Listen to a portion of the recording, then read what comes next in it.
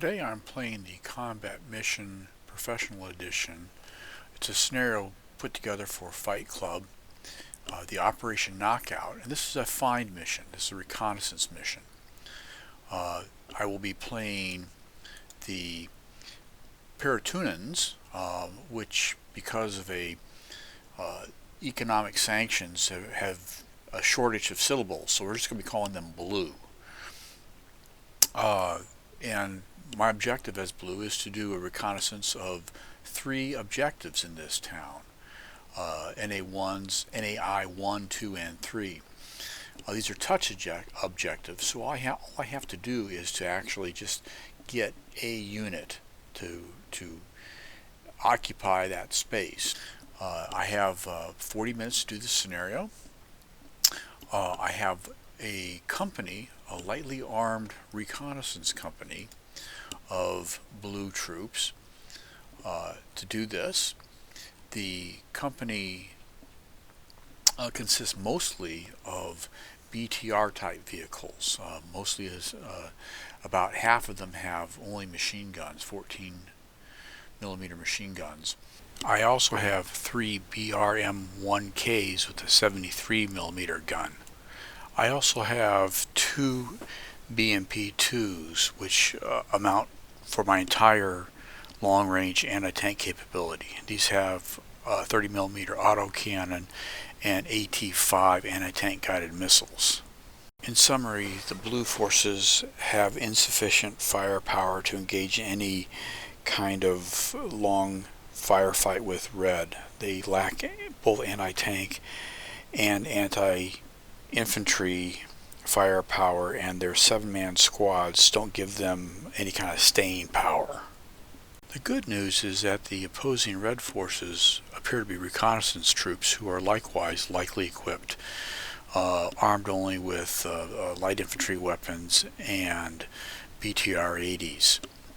However, their exact number is unknown, and they also appear to be veteran troops. More concerning is this little nugget here in the scenario introduction that indicates that Red may have some reinforcements of unknown size and quality appearing at some point in the scenario. Looking at the Red force deployment, I see there are infantry and vehicles around all the named area of interests.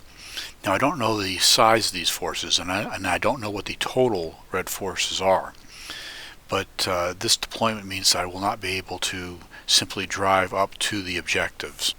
While I may be able to fight my way through these troops, there's not too many of them, with my light infantry, it is also possible that once I make contact with the Red forces, that it will trigger the arrival of reinforcements, which my reading of the scenario very well may be much stronger than my reconnaissance troops can handle.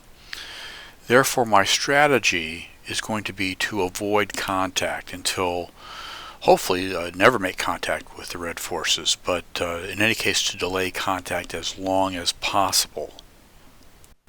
Looking at the avenues of approach, on the western side of the map there's this bridge here. Unfortunately, there's Red forces right there, and since I'm trying to avoid contact, it means that this avenue of approach is no good. Now, on the eastern side of the map, there's this other bridge. It's Bridge 2, and it has the advantage of being blocked from view from the suburbs. The trees here prevent any units in the suburbs from viewing this bridge. Unfortunately, the church at named area of interest 3 can see right into that bridge. We know that Red forces are located around NAI 3, so I have to assume that they can see me crossing that bridge. Now, fortunately, all my vehicles are amphibious. They all can swim across water. Only the BMPs, though, are tracked, so I'm a little concerned because the river banks look pretty steep. But there's a couple possible crossing points. One of them is right here. Now the problem with this one is that it is close to the Red forces in this southern suburb. They can probably hear my vehicles as they approach or observe as they approach this spot. The eastern crossing looks more favorable. Like the western crossing, the banks here are less steep. But even better yet, it's isolated from observation by Red forces. Red forces in the suburb will be unable to see the crossing because of the forest here blocks the line of sight. It also is more secure. I can set up an observation point in this little forest to overwatch the forces in the suburb, but I can also set up basically a support positions line that will both protect the crossing and also a jump off point for the insertion into the town. And here's the plan I came up with. First, second, and third platoons will all advance to this line of departure here. Third platoon will set up a observation point that will allow it to look into this town and also block any red movement towards the crossing point. The two stronger platoons, first and second platoon, will then advance by bounds, first of all to a set of woods to the south of the river to do an overwatch of the crossing points, and then by bounds across the river and to phase line loco, which is that line of trees to the east of the road.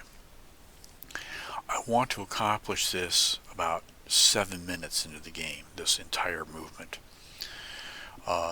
Third platoon will stay back here at the observation point along with the headquarters element of the company. Now, depending on what observations from the drone show of the Red forces, I will advance into the town via one of two routes. Now, on this map, north is to your right, but assuming that the Red forces during my approach remain like they are here at the beginning of the scenario, that they are located in the northern part of the town, my advance to the named area of interest will be the southern end of the town, this dark blue, where they aren't. If for some reason that has changed, then I have this alternative course of action where I'll advance through the northern end of the town. I will have the BMPs hang back because I'm concerned about this building right here. I'm not sure it'd be a good observation point for looking into the deployment area, so I will have the BMPs hang back here to both keep an eye on this building, but also, more importantly, to keep an eye on this road in case of red reinforcements come up this road. My withdrawal through the town will occur. I'm planning right now on backing out just the same way I came in. That makes sense. I don't have to clear any buildings that as they've already been cleared. I'm planning on withdrawing from the town no later than 30 minutes into the scenario. It's going to take me at least 10 minutes to get back across through the town, across the river, and to the exit area. In fact, I really want to be across this river here, either via the bridge or via the crossing point, no later than 30 minutes into the game. In other words, with 10 minutes left. That gets me across the river before hopefully any reinforcements show up, and gives me enough time to covertly get back to my exit points. If I need to, I can continue to push through the town and withdraw across the bridge here to the west of town, or alternatively to the crossing point here at the edge of the western edge. I'm not really sure when I'm going to hit named area of interest 1 in the southern suburb over here. It basically depends on what happens here in the northern part of the town. I may detach at some point the 3rd platoon to swing around and go investigate this area, or if I feel I can, I may just have 1st and 2nd platoons swing around from the north and investigate it, or just come shooting up this bridge and into the town. It all depends on what the Red Force laydown is. Right now, I'm tentatively planning on detaching 3rd platoon at some point and swinging around to infiltrate. But we'll decide that later. The drone is going to be very important to my management of forces and to my actual tactical movements. My plan is to initially have the drone cover the crossing area to make sure that there's no Red Forces here. I'm then going to switch the drone to the church. This church is a level 8 church. It's very high, and so it would give good observation to any movements in this whole area. So I have to make sure it's unoccupied. So I'll have the drone cover the church, make sure it's unoccupied, and then I'll switch it to covering the larger town itself. And then finally I'll have it switch to covering the suburbs before the infiltration into the named area of interest 1. Infiltration into the town will be by dismounted reconnaissance troops. I will be keeping the vehicles all back at phase line loco, or in the case of the headquarters and 3rd platoon back here at the line of departure. This is because the vehicle noises may alert Red Forces to my presence. I don't want that, so they'll be hanging back, but they'll be able to move up quickly to provide fire support if necessary. And the initial advance goes into the woods without a hitch.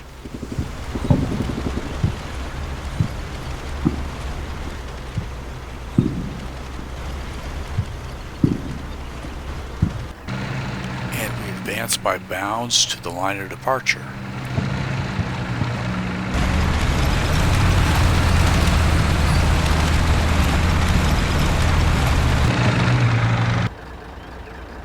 Infantry is set forward to get eyes on the crossing point.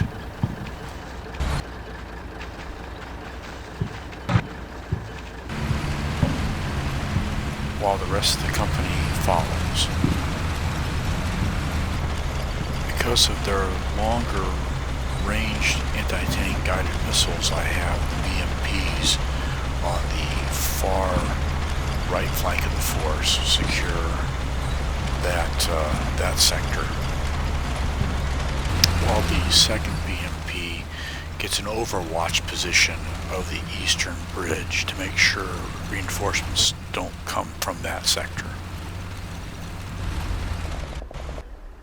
Soon I have an overwatch position on the south end of the railroad tracks, while infantry moves to the woods on the south end of the river to get eyes on the actual crossing itself.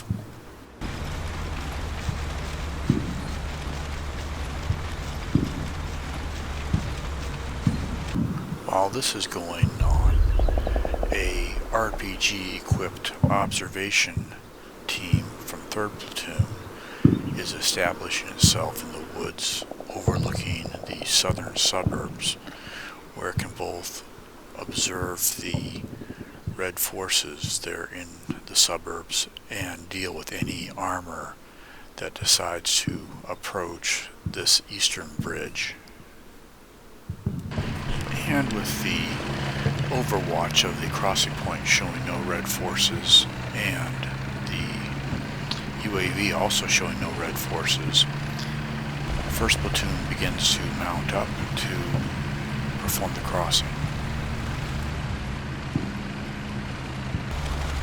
But because of the complete absence of Red forces and to save a little bit of time, I have the BMPs do the initial crossing.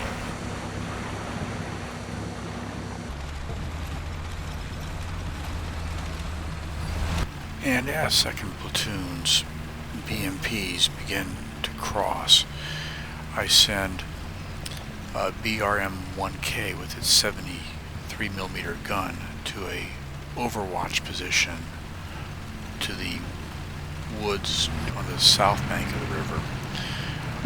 From this position it can actually see the steeple of the church, so in case the UAV sees a observer in the church steeple, he can be engaged by the 73mm gun.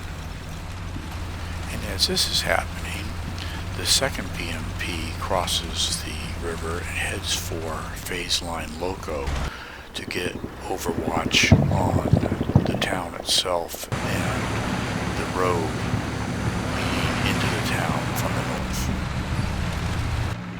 And with 2nd platoon across, is now 1st platoon's turn to cross and to get in position at phase line loco.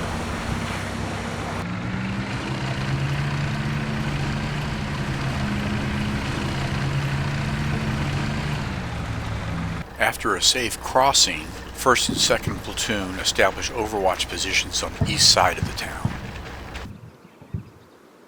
The UAV indicates that red is established on the north side of the town. Because of this, I'll have blue infiltrate to the southern part of the town. My cautious advance to phase line loco means that I am about 4 minutes late actually beginning the infiltration into the town. This is going to cost me, as now I have to begin taking risks to make up the time difference. The UAV indicates there is a utility vehicle that can potentially spot me as I cross this open area. Therefore, I'm going to have to sprint to get across. I would have preferred doing so at a low crawl. This is an example of one of the risks that I have to take in order to make up some of the time I have lost.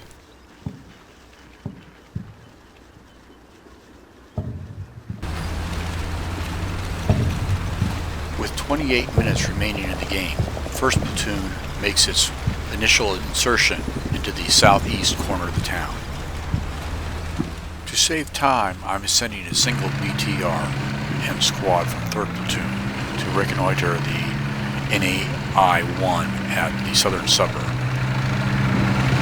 With 25 minutes left on the clock, the insertion of 1st and 2nd platoon continues. I'm about 5 minutes behind schedule.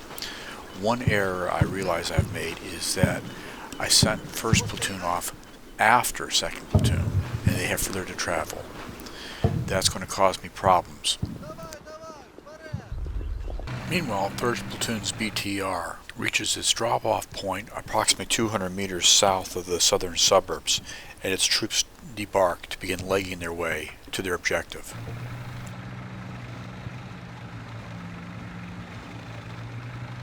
With 22 minutes left in the game, 2nd platoon is located here, only 1 block from its objective.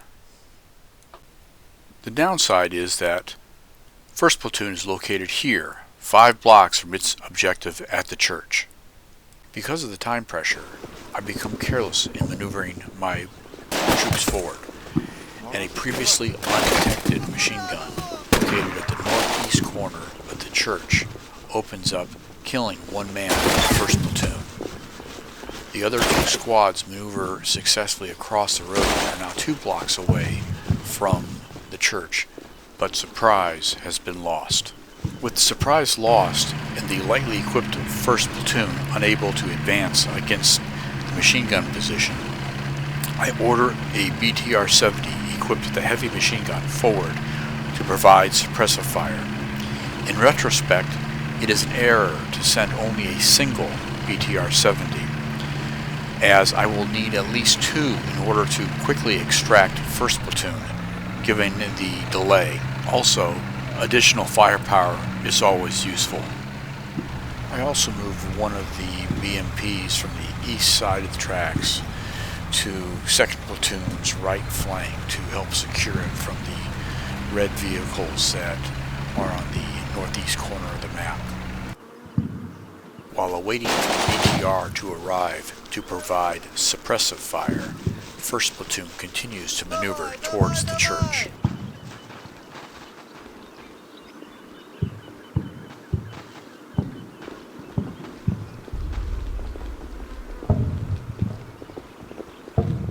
Meanwhile, a red guard over at the western map begins taking pot shots at my BRM-1 on the eastern side of the map.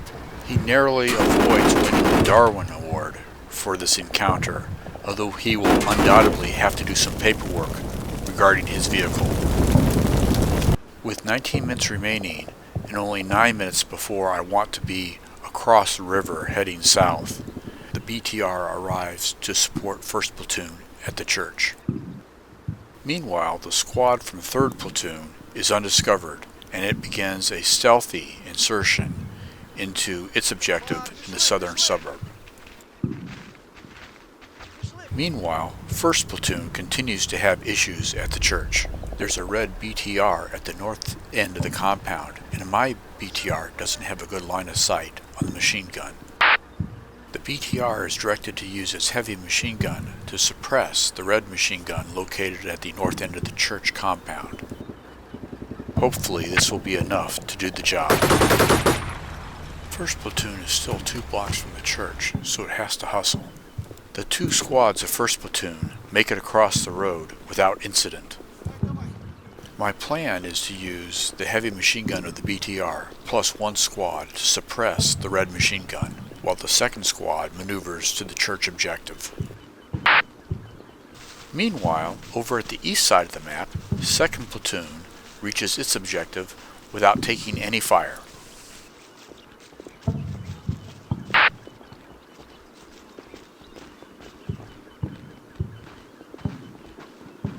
Back at the church, the BTR begins laying down suppressive fire, while the squads maneuver towards the objective. However, the sudden sound of silence from the BTR's machine gun is concerning, as these troops have one more bound to make this turn. With 17 minutes left on the clock, elements of 1st Platoon advance across the street to reach their final jump-off positions, preparatory to advancing to the church objective. Unfortunately for this squad, the BTR has ceased its suppressive fire. The squad engages in a firefight with the machine gun, losing 3 men for their trouble. I later realized that the failure of the BTR to fire suppressive fire was a gameplay mistake on my part, instead of a strategy error. I had set the BRDM to fire at the machine gun position, which it did not have a good spot on. When it lost a spot, it ceased fire. But this failure is also due to my poor execution. I should have had additional APCs available to increase the volume of suppressive fire. Now, with 1st Squad shattered, I have only 1 squad left to ingress to the objective. Having accomplished this objective, 2nd Platoon begins pulling back with 16 minutes left on the clock. Unfortunately, that same machine gun position in the church that is unsuppressed had a keyhole shot on the squad as they withdrew and killed 1 man. While this drama at the church is playing out, 3rd Platoon continues to infiltrate towards its objective in the southern suburb.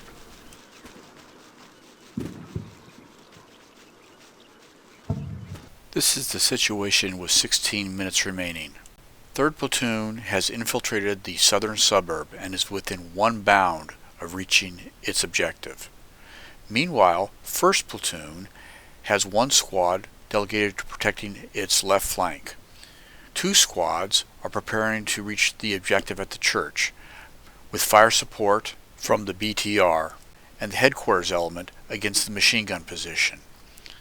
The goal here is to avoid both the machine gun while suppressing it, and hopefully avoid being shot at by the red units on the northwest corner of the church grounds. 2nd Platoon has reached its objective and is now withdrawing, covered by the BMP. There are no signs of any red reinforcements. With only 16 minutes on the clock, 1st Platoon begins its final bound to the church. Because I'm running out of time, I have to have the men run across the field of fire of the machine gun instead of crawling, covered by the low wall to their front. Even with the BTR's suppressive fire, the results are grim.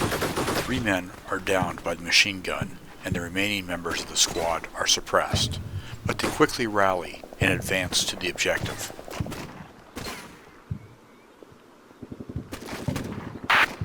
Meanwhile, at the southern suburb, 3rd Platoon is crawling towards its objective at NAI 1.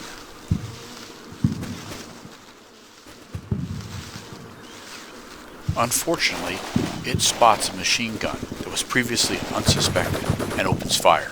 The failure to identify the machine gun was because I had kept the UAV supporting 1st and 2nd Platoon in the town instead of bringing it down to help out 3rd Platoon. The lack of a UAV could have been mitigated by my sending a 2nd squad down to assist out and provide additional eyes on the target. With its mission accomplished and 15 minutes left, 1st Platoon sprints across the field of fire of the machine gun, trying to reach the safety of the buildings. 2 men are lost, but 1 survivor makes it.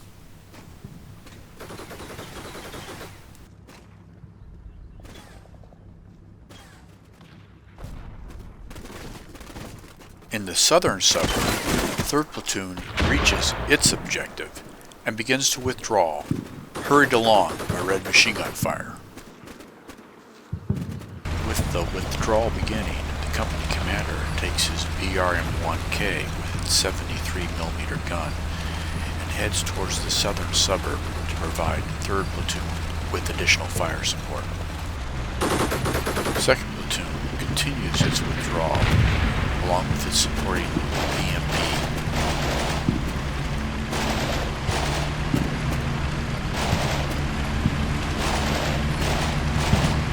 To prevent the Red forces in the suburbs from interfering with 1st Platoon's withdrawal, I have the BRM-1K begin firing against the bridge on the western side of the town. I also have the BTRs advance from their covered positions to the east of the town, into the town, to begin withdrawing 1st Platoon.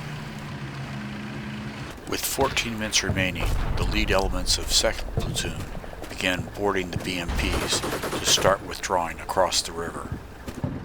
And with 12 minutes remaining, 3rd Platoon embarks on its BTR and begins withdrawing off the map. At the same time, the lead elements of 2nd Platoon are withdrawing across the river.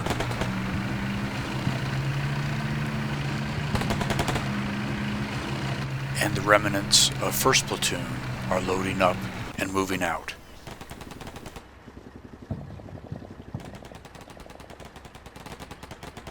Finally, the 3rd Squad of 1st Platoon, which had been covering the western flank, is withdrawing by bounds. With 10 minutes on the clock, there's still no sight of any red reinforcements. That is about to change. As one of the BTRs begins to cross the river, it takes a rear shot from something big. The culprit is unseen. The driver of the following BTR traps himself behind the burning hulk of the first BTR, which is blocking the bridge. His hesitation proves to be fatal.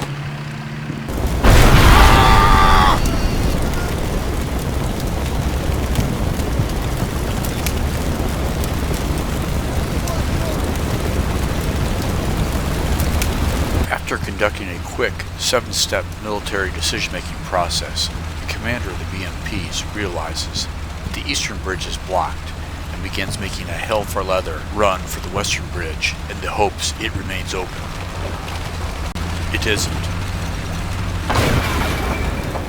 The commander of the following BMP realizes there is a faulty assumption made in choosing this route and hopes that another course of action may be more productive.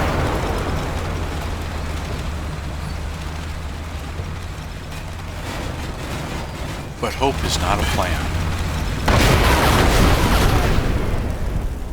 On the south side of the bridge, most of the company has already withdrawn, leaving a single BRM-1K left to pick up the survivors from the disaster at the bridge. Because I've cleverly left some burning wreckage blocking the bridge, I assume I have a couple turns before the red tanks will be able to find a crossing. As the BRM-1K withdraws, I realize that may be a bad assumption.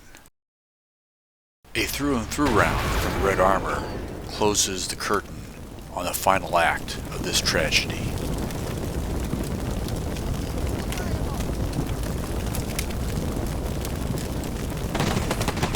The surviving commander makes his way to the tree and at game end is last seen resolutely making his way back towards friendly lines. Despite the disaster at the bridge, it was a victory. I lost 36 men killed, 3 wounded, and 5 vehicles destroyed, but I did manage to meet my mission objectives by reconnoitering each of the 3 NAIs. But the very minor red losses of only 1 wounded and 1 vehicle destroyed indicate that I did not effectively apply the firepower I had at my disposal once the engagement began. Despite being a victory, it wasn't pretty. Here's what I think I did well and what I didn't do so well in. I think I had a pretty good understanding of the situation. As a result, I think I had a pretty good plan. One problem in my understanding of the terrain was that I did not understand where the tanks could ford the river at. And that ended up costing me a BRM-1K at the end of the game. Like I said, I think I had a good plan. It was flexible and I was able to accomplish my objectives while meeting various contingencies. And I generally applied the proper allocation of forces to the various tasks. One problem in the plan is I did not anticipate how much fire support I would need once contact was made. Because of this, I should have exchanged one of 1st Platoon's BTR-70s for a BRM-1K. Part of my failure in planning was because I artificially restricted myself to only 30 minutes of game planning time to replicate some of the real-world time constraints faced by Commander. Nevertheless, my failure to consider fire support once contact was made is a failure. Unsurprisingly, more things went badly than went well. That's the nature of real-world operations, too. We had a poor execution of the plan. In particular, I was slow at getting to phase line loco. I was too concerned about maintaining a covert approach during the first 5 minutes, and I was slow to maneuver even when the UAV showed there was no red forces in the area, and this cost me time and casualties later on in the game. In particular, time constraints caused me to maneuver aggressively to reach the jump-off points for the church objective. This caused several casualties on that route. And of course, the massive casualties at the bridge were caused by the delays that had been incurred up to that point. This gets to the second point. I was slow to deploy APCs to assist 1st Platoon in withdrawing. Once the prize was lost, I should have deployed the APCs forward to both assist with fire support and to speed the withdrawal of 1st Platoon. Instead, I stuck with the plan, choosing to remain with the planned withdrawal of 1st Platoon to near the bridge before embarkation. That was inflexible, as it provided no tactical benefit while risking the units on the north side of the river. As I previously noted, the suppressive fires at the church were insufficient. The single BTR with its 1 machine gun was just not enough to overcome that one position. An additional BRK-1K with a 73mm gun, especially if it was firing from a different angle, would have been more effective. I also had insufficient reconnaissance of the southern suburb. The plan called for the UAV to give a reconnaissance for the 3rd Platoon, but when that became unavailable, I didn't look at other alternatives, such as sending a 2nd squad in with 3rd Platoon to provide additional eyes on the target. Part of the reason for this decision was that my observation post had not seen any additional red forces beyond what were detected at the scenario start, so I assumed there were no others. This was a bad assumption. Although 3rd Platoon had insufficient forces, I could have simply added the company headquarters element to provide the additional forces. In summary, the heavy losses I experienced were due to inflexible thinking on my part. I was inflexible in executing the plan and slow to make changes when the situation called for changes to be made. I was also slow to quickly and decisively use the APCs for fire support once the element of surprise was lost. Finally, I was overly cautious when boldness was indicated, and more bold when the situation called for an element of caution. For instance, I used multiple overwatch positions en route to the river, at the river, across the river, and on the outskirts of town. This took time and was done despite there being no evidence from the UAV that there was red forces in the area. Paradoxically, I had the opposite problem when it came to the southern suburbs. I assumed that the red forces that I knew about at game start and confirmed by my observation post were the only red forces in town, despite not having visibility on the rest of the town. That concludes this AAR of the first scenario of the Combat Mission Operation Knockout series. I hope you enjoyed it. If you have any comments on how I can improve these, please leave them in the comment section below.